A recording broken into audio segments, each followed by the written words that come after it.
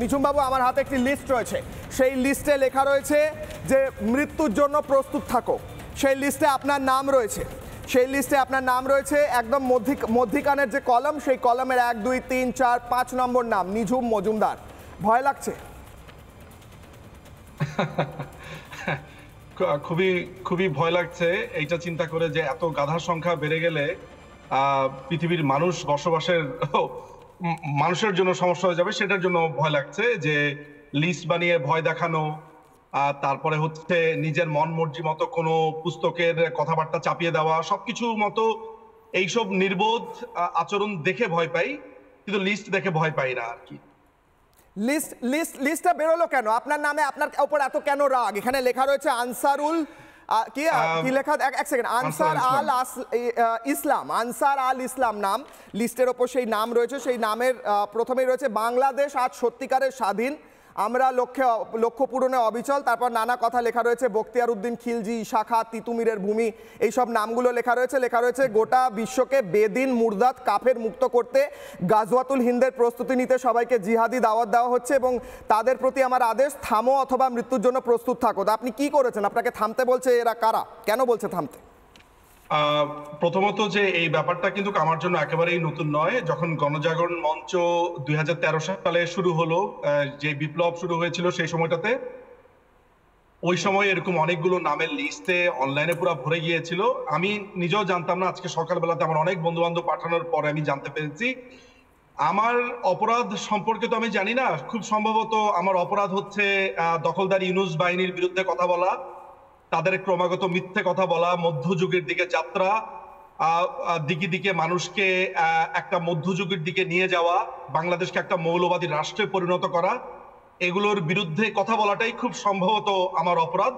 এই ছাড়া মানুষ হিসেবে আমার অপরাধগুলো আমি ঠিক আসলে বুঝতে পারি না। আমার অপরাধ আসলে এগুলোই হবে যে আমি ইউনূসের এই দখলদার বাহিনীর বিরুদ্ধে বলছি, তাদের মৌলবাদের বিরুদ্ধে বলছি। এই যে আপনি কিছুক্ষণ আগে বলছেন যে ন্যাপকিন, মেয়েদের ন্যাপকিনের বিক্রি করা যাবে না, তারপরে বসন্ত উৎসব করা যাবে না, বাংলাদেশে কোনো সুস্থ কথা বলা যাবে না, কোনো বিজ্ঞান চর্চা করা যাবে না, বাংলাদেশে কোনো ধরনের মুক্ত মনা থাকতে পারবে না, কিছুই থাকতে পারবে না। থাকবে হচ্ছে একদল জিহাদিরা, একদল যারা হচ্ছে বাংলাদেশকে একটা আফগানিস্তান বানিয়ে ফেলতে চায়, আর তারাই থাকবে যারা হচ্ছে পাকিস্তানের আইএসআই এর নেতৃত্বে যারা এই দেশটাকে পরিচালনা করতে চায়, তারাই এখানে থাকবে। আর বাকিরা সবাই এখানে অপাঙ্ক্তেয় হয়ে গেছে, বাকিরা সবাই তুচ্ছ হয়ে গেছে, এবং সে কারণে আমার বিরুদ্ধে থ্রেট, এটা আমি অনুমান করে বলতে পারি। বেশ, আমি পাপিয়াদির কাছে যাবো। পাপিয়াদি, বাংলাদেশের বইমেলায় স্যানিটারি ন্যাপকিন বিক্রি করার জন্য আক্রমণ করা হলো এবং সেইটা ঢেকে দেওয়া হলো, অর্থাৎ আজ স্যানিটারি ন্যাপকিন বিক্রি করা একটি লজ্জার বিষয় এই মৌলবাদী ইউনূসের বাংলাদেশে। আমি আরিফ বিল্লাহর কাছে যাওয়ার আগে আপনাকে বলবো যে পাপিয়াদি, আজ আপনি মোহাম্মদ ইউনূসকে একটু পাঠ পড়াতে পারবেন? মোহাম্মদ ইউনূস হয়তো নোবেল লরিয়েট, তিনি জানেন না যে অ্যাকচুয়ালি এটার কাজ কি। নিঝুম মজুমদার বললেন দিকে দিকে মৌলবাদীদের ছড়িয়ে দেওয়া হচ্ছে। কাজী নজরুল ইসলাম, আগে পাপিয়াদি বলবেন, তারপর আপনি বলবেন। আপনাদের কাজী নজরুল ইসলাম লিখেছিলেন, ওই দিকে দিকে বেঁচেছে ডঙ্কা, শঙ্কা নাহি কো আর। নিঝুম মজুমদার, আপনি ভয় পাবেন না। কাজী নজরুল ইসলাম লিখে গেছেন, ওই দিকে দিকে বেঁচেছে ডঙ্কা, শঙ্কা নাহি কো আর। মরিয়ার মুখে মারণের বাণী উঠেতেছে মার মর। লজ্জা যাচিল করেছ ভূষণ, নিরক্ত দেহে হাড় দিয়ে রণ। শত শতাব্দী ভাঙেনি যে হাড়, সেই হাড়ে ওঠে রণ। জয় নিপীড়িত জনগণ জয়, জয় নব উত্থান, জয় জয় ভগবান। লিখেছেন কাজী নজরুল ইসলাম, আল্লাহ বলেননি, বলেছেন জয় জয় ভগবান। মৌলবাদীরা, আপনারা শুনছেন, আপনাদের বাবা যেগুলো লিখে গেছেন সেগুলো আপনারা মানছেন না। আপনারা মেয়েদের স্যানিটারি ন্যাপকিন বিক্রি করতে দেবেন না, তাহলে মেয়েরা কি করবে? বাংলাদেশের স্যানিটারি ন্যাপকিন, গর্ভনিরোধক, এগুলো বন্ধ। বাংলাদেশে এইরকম লিস্ট বের হবে যে লিস্টের মোহাম্মদ ইউনূস কোনো ব্যবস্থা নিতে পারবেন না, বেবি টুকটুক ইউনূস, কিন্তু মোহাম্মদ ইউনূস চিন্ময় কৃষ্ণ প্রভু এবং অন্যান্য হিন্দুদের জেলে পুরে রাখবেন। কেন? স্যানিটারি ন্যাপকিনে কি প্রবলেম হচ্ছে আপনার? কি সমস্যা হচ্ছে? লজ্জা লাগছে? দাদা, আমি আপনাকে পাল্টা প্রশ্ন ছুড়ে দেই, এই প্রশ্নের মধ্যেই আপনার উত্তর। যে বই মেলা কি বই বিক্রির জন্য নাকি অন্য কোনো কিছু, অন্য কোনো পণ্য বিক্রি করার জন্য, সেটা একটু উত্তর আপনি দিবেন। বুদ্ধি, বিবেক, চৈতন্য বইমেলা মানে বিদ্যা, আমাদের বেদে আছে, বেদ মানে বিদ্যা।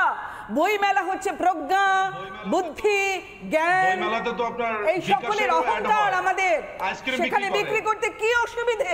বইমেলায় ফুড কোর্ট আছে, বইমেলায় ফুড কোর্ট আছে, খাবার দোকান আছে। নিঝুম বাবু উত্তর দিচ্ছেন। খাবার দোকান আমি একটু বলি, বইমেলাতে আমি একটু ওনার জ্ঞাতার্থে জানাই যে বইমেলাতে আমি এই যে বৈষম্য বিরোধী আন্দোলন যারা করছে, সরি ইনকিলাব জিন্দাবাদ, তাদের নামে তাদের একটা স্টল আছে, যারা এই কথিত এই জঙ্গি হামলার সাথে জড়িত ছিল, তারা জামা কাপড় বিক্রি করছে, আমি দেখেছি। সেখানে বিকাশ যেটা আছে, বিকাশের স্টোর আছে, সেখানে কফির দোকান আছে, সেখানে বই ছাড়াও আপনার অনেক বই সম্পর্কিত ছাড়াও আরো জামা কাপড়ের দোকান আমি দেখেছি, সেখানে ছোটখাটো টি শার্টের দোকান দেখেছি। সেইসব নিয়ে তো কোনো ধরনের আপত্তি দেখছি না। সবচেয়ে বড় ব্যাপার হচ্ছে যে একটা স্টলে যদি সমাজ সচেতনতার জন্য একটা মেয়েদের ন্যাপকিনের দোকান থাকে, তাহলে সমস্যা কোথায়? আমি তো আপনাকে জিজ্ঞেস করছি, আপনি ন্যাপকিন নিয়ে টানাটানি করতেছেন কেন? আপনি বাংলাদেশে আসুন না কেন? আসুন, চলে আসুন। এই যে দাদা আপনাকে প্রশ্ন করছি, আসা ছাড়া মানে বাংলাদেশে আসা ছাড়া আমি ইংল্যান্ডে বসে কথা বলতে পারবো না? আপনি বাংলাদেশের কে? আপনি তো বাংলাদেশের না। আপনার কাছে উত্তর আছে? কথা বলতে পারবো না? আরিফ বিল্লাহ, আপনার কাছে উত্তর থাকলে উত্তর দিন। আপনাকে দুটো প্রশ্ন করেছি, করবেন, উত্তর দিলাম। আপনার বাংলাদেশের বইমেলায় খাবার বিক্রি হয় আর শুধু বইমেলার কথা বলছেন। আপনারা একটা ফার্মেসি গিয়ে ভেঙে দিয়ে এসেছেন, আপনারা একটা ফার্মেসি ভেঙে দিয়ে এসেছেন যেখানে গর্ভনিরোধক বিক্রি হচ্ছিল, সেই ছবিও রাখতে বলবো। বলুন আরিফ বিল্লাহ, কি উত্তর আছে আপনার? আমরা বিক্রি করতে দিতে পারি না, এটা আমাদের দেশের একটা কালচার। আপনাদের দেশের এই ধরনের অসভ্য কালচার থাকতে পারে, আমাদের জন্য দেশের সভ্য কালচার আপনি গিয়ে দেখুন